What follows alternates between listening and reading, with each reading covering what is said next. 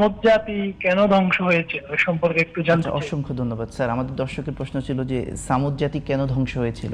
না, ছামূদ জাতি ধ্বংস হওয়ার পিছনে যে কারণটা ছিল, ছামূদ জাতি আল্লাহর আদেশ লঙ্ঘন করেছিল। শুধু তাই নয়, হযরত ছামূদকে তারা হত্যা করার জন্য চেষ্টা করেছিল।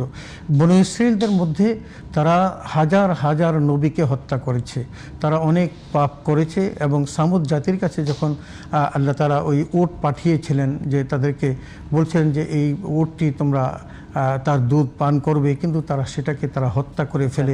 এরকমভাবে তারা যখন সীমা লঙ্ঘন করে ফেললো, তখন আল্লাহ রাব্বুল আলামিন ওই জাতিটাকে একেবারে উল্টিয়ে দেন।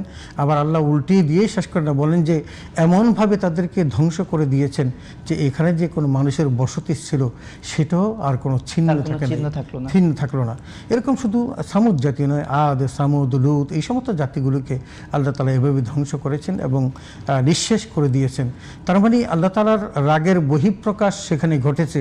শুধু রাসূল আকরাম সাল্লাল্লাহু আলাইহি ওয়াসাল্লামের উম্মতের জন্য এটা ঘটে নাই, এই কারণে যে কারণ আল্লাহ রাসূলকে আল্লাহ তাআলা স্পষ্ট করে দিয়েছেন, যতদিন পর্যন্ত আপনি তাদের মাঝে থাকবেন আমি বড় ধরনের কোনো আযাব দেব না। সেই কারণে আমরা রক্ষা পেয়ে যাচ্ছি। তা না হলে যা হচ্ছে আমাদের জন্য কি ঘটতো আল্লাহ ভালো জানেন।